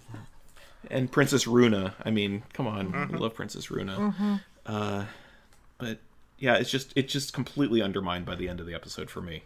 And yeah. I think Runa's the name of the dog. Yeah, I know. Oh, you're saying you love the dog? I love the dog. Oh, okay. I love that it's Christina Chong's dog. Okay, sorry. I thought you were saying that because Talia was the name of Christina Chong. Yeah, Princess Talia is good too. Okay, but you actually meant the dog. Got it. Okay, never mind. Carry on. Well, obviously the dog is royalty as well. I mean, there's no question. Yeah. Her Princess Talia's little song of lament or whatever, and yeah, I can't even. Yeah, yeah, and he's like, great. Hey, you do that. That's good. It's just, I'm sorry, I'm going to come back to it again. The ending just is so tonally out of left field from that entire episode, and I don't know. I agree. I like what you have just said here, Carl. It made me think that could have been a whole wonderful foreshadowing of Pike's situation, and maybe the thing that gave Spock the idea, right? They could have used that as a lot of character building there, or at least setting up moments, and that hadn't even occurred to me the way you described how they could have done it better, and now I wish they had. Yeah, I don't. The episode bothered me too. With that, again, I'm sorry, but if she has days to live outside the transporter buffer, why are you reading? Why are you spending every evening reading to her? Like, I get it as a father, I get the impulses of wanting to spend time with your child, but if that's costing you valuable time, then don't do it. Yeah. Anywho. And again, there's the same question. Maybe that's a theme that was intended throughout this, living versus surviving. Because again, she's surviving, not living. And yeah. Yeah, but other than that, fun episode. And we get canonical verification of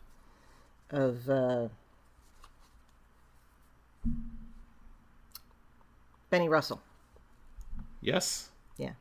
Which is important to me. I think that's if those events are only in Sisko's head because the prophets put them there, or he was in a coma or whatever, then that is not as meaningful. I always took that as something that really happened, and so. No, I like that. All right, all those who wander. Yeah. So. Bye, Hemmer. Yep. And some Gorn. Honestly, what bugs me so much about Hemmer's death is how quick it goes from Hemmer is fine to Hemmer is dying and needs to commit suicide. and it's hand waved away by a throwaway line about how maybe they gestate different times in different species, but I don't know how you could gestate for 20 minutes or however long it is. Yeah. Especially because you would think, coming from a cold climate, if anything, his metabolism would be lower. Slower. Yeah. And actually, that could have been like a whole cure for it, because can a reptile gestate in a cold body? And there's also the thing that came up, I think, when we talked about this episode last time, where we said, well, did this actually kill the Gorn? Or are the Gorn that grow in an Enar going to be cold resistant? Yeah. Stay tuned. Guess we'll find out. Maybe. They're going to be the ones in charge in the hegemony. We'll find out. Yeah, I mean, Hemmer was a fantastic character that I really enjoyed from the beginning. I thought in most episodes he did not get enough to do, and then they just kill him off. And I'm not a fan. Also, not super thrilled with the Gorn being xenomorphs. Nope. Yeah. I've seen Alien before. Aliens. Yeah. And Spaceballs. I mean, that's all. Spaceballs, yeah. It is kind of a strange thing, even if you want to make them super alien. You know, they can have just regular eggs. It's not... And the whole thing of they're all going to try to kill each other and the alpha comes out on top, but somehow they are also a spacefaring species. Right. So sometime nothing about the Gorn makes sense. So at some evolutionarily. point, like after this, like child stage, they turn into the bipedal clothes wearing species growling that can talk. Yeah. Yep. Yeah, that doesn't make sense. But, you know, maybe they'll try to explain it. And then people will complain about that. People will complain regardless. That's true. That's true. But I don't hate the episode. It is well made. The story is compelling. I would have preferred if they either went a different way with it, or it wasn't actually the Gorn. And it was some other, alien lookalike. I just realized I have the beanbag Gorn in the background here. Hello, Gorn. That's from this is one of those things that time last year when we had Alex Perry on and he talked about the beanbag Star Trek aliens from the experience, and I bought them on eBay while we were talking. So this is one of those. That's funny. But yeah, it just I don't like how they did Hemmer dirty like that, and I wish it wasn't Alien Gorn, but the episode itself is still pretty well written and still high production. It's a good horror show. Yeah, I still enjoyed watching it. I just watched it again today, and I enjoyed watching it more than I enjoyed, say, Lift Us Where Suffering Cannot Reach or The Elysian Kingdom. Yeah. I mean, I will say that I felt like once the awful things happened to Buckley or whatever the alien guy's name was, I kind of figured out what was going to happen. Oh yeah. For the rest of the show. I knew from the beginning when they went down to that planet with the newly minted lieutenant. And he was cadet done. He was that done. we had not seen until this episode. I knew they were both dead. Oh, they were both done. I will say that I really liked that it was all puppetry. Yeah. Yes, that's cool. That and it was really well done. Puppetry too. Like the CGI was removing the puppeteers. It wasn't creating any of the Gorn. Yeah. And that to me is very impressive, and it's not something they typically do these days. Yeah, I did appreciate that very much. By sheer happenstance, when we talked about this episode last year, we had Abby Summer on as a guest, who happens to have a very very vast knowledge of puppetry, which was Yeah. which worked out very well. Oh, okay. I think I remember listening to that. Yeah. Yeah. And I did enjoy seeing I did enjoy seeing Sam Kirk play Hudson throughout the entire episode. Game over, man. Game over. Yeah. Yes. And of course, this is where Spock has to break through his emotional barriers, right? And that's bound to have repercussions. Eventually. Yeah. Although, you know what, they did a neat interesting trick with that, because the next episode doesn't really count because it was way off in the future for the most part. So, but yeah. Yeah. Well, then, speaking of that episode, Equality of Mercy. Or... Fantastic. Yep. Yeah. Oh, yeah. I don't like the saggy flap on the Monster Maroon, as we talked about last year. I don't know why they had to put the leather or the pleather on the shoulders either. Just I'm keep okay it the with same. the pleather Keep as it long the same. as the shoulder flap was higher up. But Okay. one thing that I picked up on watching this that I don't think I really thought about the last time is when Pike gets called to the bridge, he walks out, he asks Spock what's happening, and Spock sort of coldly says, Lieutenant Uhura can brief you. And I wondered, is that to imply that there was maybe some sort of problem between Pike and Spock that we don't know about because this is in the future? I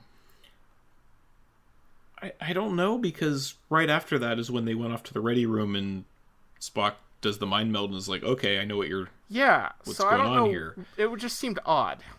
Yeah.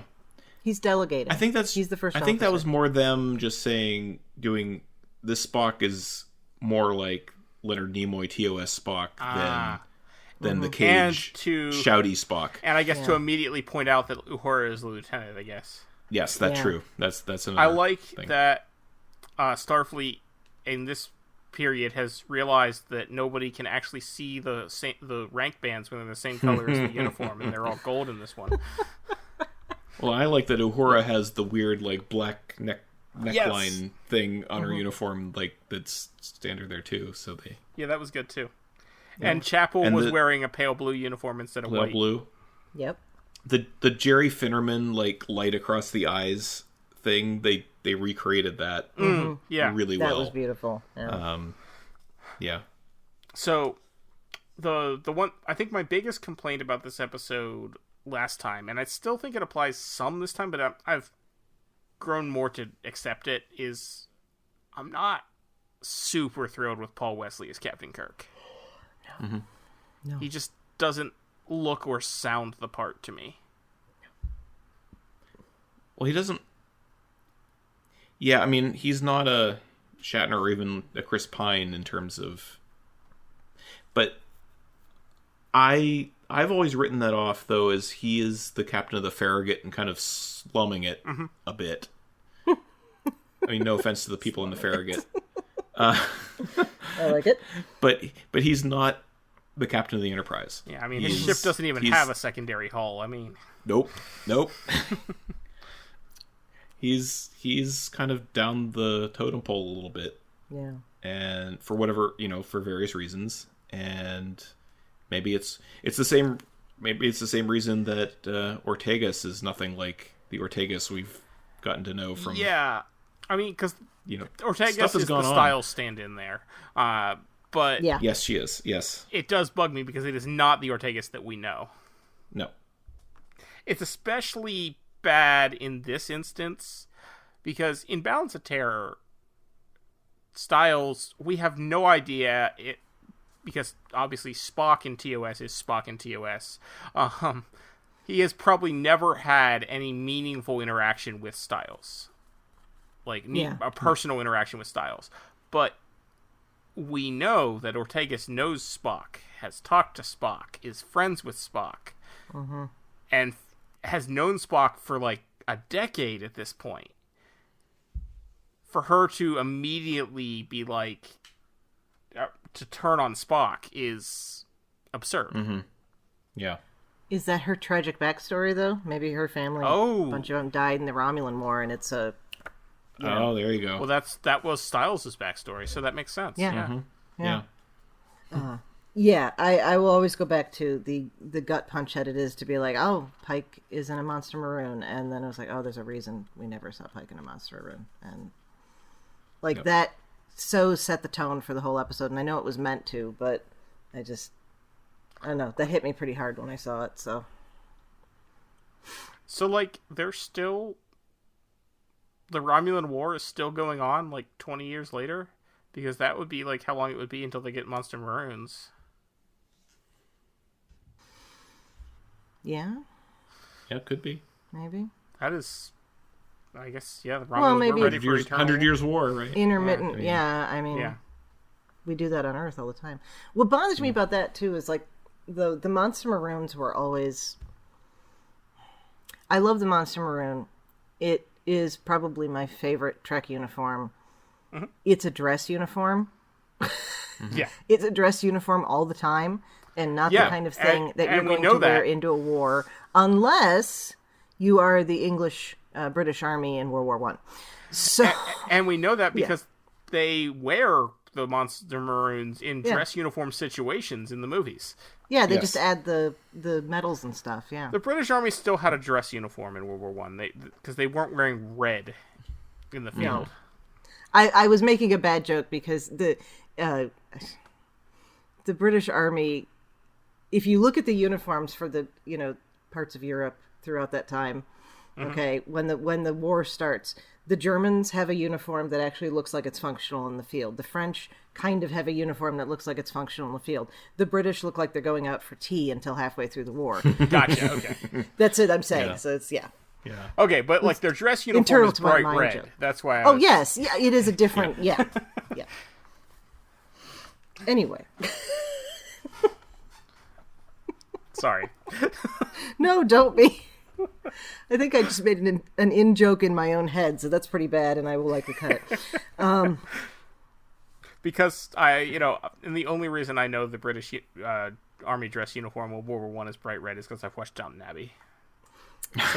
Yes. Yeah. I mean, the only other issue I have a little bit with the story is that they say that no matter what Pike does, and it sounds like he's tried various things, to prevent his accident. Like, is that no matter what he tries to do, it always costs Spock his life. And I've always been a little iffy on that one. So, yeah, like, what if he, instead of going to teach at the Academy, retires? Right. Then Kirk takes command of the Enterprise, and in theory, there shouldn't be any difference on the Enterprise. Nope. Have you ever read Q Squared? Yes. Yes. Okay. Fantastic book. Oh, one of my favorites all time. So good. Remember in that someone always had to be sacrificed so that Beverly and Jean-Luc could be together. And in all of the other timelines, it was Jack who died, except for the one where it was Wesley. Mm-hmm. And, made me think of that. It's like Beverly's wine glass in Cause and Effect. It always Cause has and to Effect. Yeah. Yep. But anyway, we just nitpicked incredibly minor nitpicks God, because this episode is incredible and I love it so much. Yes. Yeah, I mean, trying to rank these episodes, like I think the worst, like the lowest one for me is probably like a B- of an episode. Yeah. Like the season is so strong. Even the episodes where I say, because yes, Lift Us for Suffering Reach, as I said, it pisses me off, but that's what happens in that episode. Yeah, and the writers are trying to piss you off with that. It's still a good episode. I would not list any of these as truly bad episodes. No, definitely not. You can't have a bad episode when there's only 10. You can. Well, okay, you can. Being a little facetious there, but let's say there's less room, right, to allow for one. Yeah. I mean, there have been some episodes. There are episodes of Discovery. Every single episode of Strange New Worlds Season 1 is better than certain episodes of Discovery. Okay. Yeah. Or Picard. Yeah. Yeah. It's not even good. Yes, every single episode of Season 1 of Strange New Worlds is better than like half of Season 2 of Picard. Season 2 of Picard could have been 5 episodes Yes. for each story. It could have been 5 episodes, period, but they could have separated the stories so that they actually... You could have had a time travel story where he finds out about his childhood, and then you find this other story. Season 2 about of the Picard boy. had the opposite problem of Season 4 of Discovery. There weren't enough episodes in Season 2 of Picard, and there were too many episodes in Season 4 of Discovery. Yeah. Yeah, Season 4 could have been 5 episodes. Yeah. Yeah. Anyway, that sort of problem doesn't happen in Strange New Worlds because No. it's episodic. Yes. Yes. all right. Well, do we want to put forward any theories and/or wild speculation for what we we're going already to be said seeing? Cybok's going to happen. Yep. Yeah, I think that's likely. I think we can assume that Una is going to be acquitted or set free at least. Yeah. Which is interesting. I wonder if because in this timeline that Pike goes to in the future, she never was. She's been in prison ever since then. Mm-hmm. And I wonder if that seeing that will make Pike fight harder for her than he did originally, and is what maybe. gets her out. Maybe. That might be part of the coldness with Spock too. Yeah. Interesting. So I still think there's a good chance that Brent Spiner will show up in the time travel episode. As Yeah, another that would Soong? make sense. Or as the same Soong from Picard. Oh, Yeah. maybe. Yeah, because it's a year before, 2 years before. Yeah. So I hope not, because as far as Soongs go, he's kind of at the bottom of my list. But yeah, that would make sense. Even if it's just like a little bit, you Yeah. know, something with the con project. Well, that still all goes back to that stupid tweet that Spiner made when Strange New Worlds premiered, where he said, "I'll see you soon."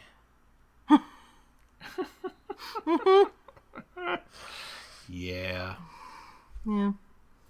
Well, I'm trying to think because we're assuming that story is going to be con related. That hasn't been confirmed, right? I can't That remember. hasn't, but Okay. I mean, it makes sense that it makes would be. sense. They're going back to present-ish day. La'an's there. Yeah. It feels like they're setting that up. Yeah. I mean, there's got to be a reason they named her Noonien Singh. Right? Akiva Goldsman was running the train wreck of the second half of Season 2 of Picard, so he was setting that up. So that's something I actually want to talk about is how, I guess it's just because they're very different types of shows, because he's done a fantastic job with Strange New Worlds. Yep. I don't know how much of an influence Harry Alonzo Myers has had on the show. Sure. That's all I'm going to say. I will say, having watched the special features on the Blu-rays, Akiva is incredibly proud of this show and super excited by it, and it really comes out in everything he says about it. Because he talks about how he actually thought this was the show he was going to be doing when Kurtzman brought him on for Discovery. Yeah. Ouch. So I think we'll see callbacks on that con project thing. And I think I have no idea how they're going to get the Lower Decks guys in there. I'm so looking forward to seeing how that is going to work out. If Weird it's gonna time be travel like... shenanigans, I'm sure. Well, yeah, but it's I want to know. I just want to see the episode. That's what it boils down to, I guess. Yeah. There are definitely... I tweeted about this because I saw, in a bunch of different groups on Facebook and on Twitter and different places, there are people that just don't understand that things get explained in episodes, and that when you see something in a trailer, you might not know exactly what's going to happen, but you'll find out when you watch the episode. Because there's one people saying, well, how can they do that? Because they're in different times, and it doesn't make sense. It's like, you watch the episode and you'll find out. Yeah, no, my question is just how, not, I want to know the explanation. Yeah. No. How, I'm not talking about No, I know you're you. not saying that, yeah. Because you're not saying it's not possible for them to do it. Right. It doesn't make sense. You're saying you want to know, and that's fine. It's the people that are saying, that's the point. no, they can't do that, or this doesn't make sense. It's like, because, Star Trek famously never done time travel before. Or things that don't make sense. Right. What bothered me was less the people that were saying that and more the people that think that Lower Decks is a different timeline. Oh, yeah. Or the people that, people that said, oh, well, but Lower Decks isn't canon. And it's like, because it's animated. And it's like, that is a very weird way to define canon. Yeah. This can't come quick enough. Yes. Yeah. Yep. I want to know. Mid-August is when we'll finally get to see it. That's so far away. And the rest of it in between. I want to see that too. Well, yes, But I'm we're really going to get holding 6 out. other episodes of Strange New Worlds before that, and they will probably not suck. But...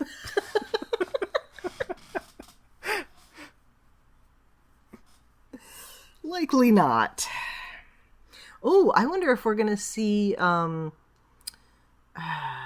lawyer that Kirk had in Court Martial. I can't think of his Cogley. name. Oh, Samuel T. Yeah. Cogley. Yeah. That'd be cool. If he showed up for dealing with things for Una. Yeah, that'd be interesting. Small universe syndrome, I know, and people will complain. But I think that would be a nice little callback. See him running around with his hard copy books. But I don't know. I've got no other theories or speculation or any of that. No, it's hard to speculate when, they're all episodic and could be anything, so... We know Klingons show up at some point. Yep. We know... Oh, yeah. And Spock drinks with them. Yes. Mm-hmm. We know a bunch of little things are happening, but because it's episodic, it's not like we can do like the crazy wild speculation that we get for Picard and stuff. That's true, and I hadn't thought of it that way. I got to reset my brain after doing the serialized stuff. Mm-hmm. Yeah. Wonder if we'll get a Gary Mitchell appearance at some point. Ooh, or Dr. Daner. So, the navigator, or whatever position you want to call it, Mitchell? We already have a Mitchell on the bridge. Yeah. I've been wondering this whole time, is she like a replacement for Gary Mitchell, or sort of like how we have... I hadn't made that connection We at have all. Kyle, Yeah. Yeah.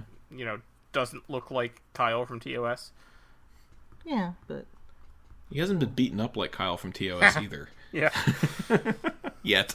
Well, he's not going to be in the season, but... No, that's a shame, too. Yeah. Well, anything else we want to say after... Oh, over 2 in hours Equality of of Mercy, I like that we get off-screen Scotty in that one scene. Yes! That's right! I forgot. I'm looking forward to, as we move forward, seeing these characters show up, but I'm hoping it's not too soon. Mm-hmm. I just, save it for the last season, whenever that's going to be, Well,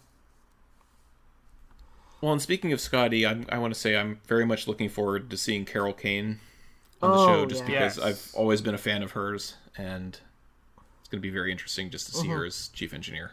Mm-hmm. I've seen a 2-second clip of her so far, so I don't know anything else other than that one line she gets in the trailer. But yeah, I think that's gonna be fun. And I'm liking, as I've said before, but I'll say again, I'm liking seeing all the women in positions of power and authority. And I have definitely, I don't remember who brought up the retcon in the first place. I think it was on Twitter somewhere, and gods know, but the line that Pike says about I don't know how comfortable I am about having women on the bridge, and retconning that to being I don't know how comfortable I am with only one woman on the bridge. I wish I could give credit to the person who came up with that, because I love it. Well, if you're out there, tell me. There's a really awkward bit where he's like, "Oh, but I'm not thinking about you, number one, because I don't think of you as a woman." Yep. Which is like, wow. Yeah. This show's dated. Anything else we want to add here? Strange New Worlds Season 1 was pretty good. Looking forward to Season 2. Yep. I'll second that. Yep, I'll third it. All right. Well, Carl, thank you so much for joining us for this discussion. Where can listeners find you online, and do you have any work you'd like to plug? I know one thing you'd like to plug. Sure. As Thad does every week. Yes. So Thad and I co-host a podcast called License to Spiel that has originally started as a way of working through the James Bond franchise and has since gone off into lots of spy-related things. We're currently in the middle of the Mission Impossible franchise, which is timely considering there's a new movie coming out next month. And I have a online blog called listeningtofilm.net that you can check out. I'm currently going to be writing up, oddly enough, some blurbs about Strange New Worlds and what I think of the episodes. So that's going to be coming soon. Awesome. And I still have a Star Trek music podcast that I'm trying to get off the ground that'll be coming hopefully in the next month or so once that's up and running. So that'll be off the blog as well. So stay tuned for that. Exciting. Excellent. And also, if you want to just check me out on Twitter, at Listening to Film. All right. Well, Thad, where can people find you when you're not reconciling bent canon that we're about to see? Well, best place to find me is on Twitter. I'm at Tyrannicus. That's Tyranicus. As Carl mentioned, I am on License to Spiel. That's license spelled with a C like the British do it. And those are really the places you can find me most of the time. I'm occasionally on the BQN Collective on Facebook, but I admit I am not a regular that much. But yeah, Twitter. I'm always on Twitter talking about Star Trek pretty much constantly. So, talk to me there. I tried Mastodon for a bit, but it just didn't gel, and Twitter still hasn't crashed and burned completely, so I'm still there. Yeah. No reason to move now. I mean, other than the reasons to move. But. Chrissie, where can people find you when you're not incubating Gorn eggs? Oh, that sounds painful. In addition to here on Infinite Diversity, of course, you can find me on History with the Szilagys here on the BQN. That's that twice-weekly short history podcast I do with my fellow historian partner, Jason. I'm also happy to chat about our shows in the BQN Collective on Facebook, and I'm on Twitter at the Goddess Livia, that's TheGoddessLivia, where I tweet about Star Trek history and leftist politics. Don't forget all our other great shows on BQN. What shows are on BQN, you ask? Well, here's a rundown of some podcasts you might be interested in. All Good Things, a Star Trek Universe podcast covering all of Trek, hosted by Amy, Mark, Christos, and Kelvin. Bargain Bin Gamer, a YouTube show hosted by Davey, a self-proclaimed gamer who specializes in reviewing and showcasing affordable video games. If you're lost in the Delta Quadrant, check out The Captain's Couch, a Star Trek Voyager podcast hosted by Jeremiah sitting on Janeway's Ready Room couch. Cinema Z, a film discussion and review podcast showcasing films you probably missed but should definitely check out. Hosted by Mark, Matt, and Laz. Beam Aboard the Galaxy Class, a Star Trek Next Generation podcast covering all of TNG. Hosted by Amy, Joe, Rhea, and Kevin. History with the Szilagys, a snippet of historical events from around the world, hosted by Chrissie and Jason. For the newest Trek coverage, check out Infinite Diversity, hosted by Chrissie and Thad. Test your Trek knowledge with Treksperts Quiz, a Star Trek quiz show hosted and written by Davey. Union Federation, covering all things Star Trek and the Orville, which we all know is really a Star Trek show, hosted by Kyle, Kevin, Amy, and Haley. Spill the Tea with What's the Tea, Bev? A Trek current events and fan interview show hosted by Christos. And for our Patreon members, we have The Hive Mind, BQN's monthly roundtable discussion with hosts and listeners.